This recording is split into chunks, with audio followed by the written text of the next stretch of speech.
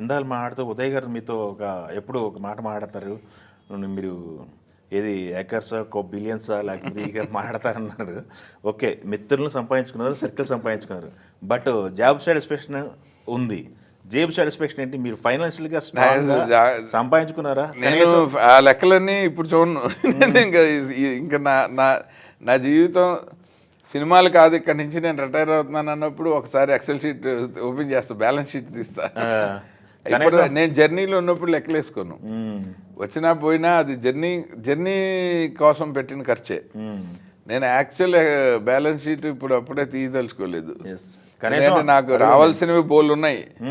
నేను ముక్కు పిండి వసూలు చేయాల్సిన వాటి జోలికి నేను పోను. నేను ఇవ్వాల్సిన వాళ్ళు నన్ను వదలరు, వాళ్ళు ఎలాగో ముక్కు పిండి వసూలు చేస్తారు. ఆ బాధ నాది కాదు, వాళ్ళు ఆ చట్టం తన పని చేసిపోతుంది. నాకు రావాల్సిన వాటి జోలికి నేను అసలు పొరపాటును కూడా వెళ్ళిన దాఖలాలే లేవు.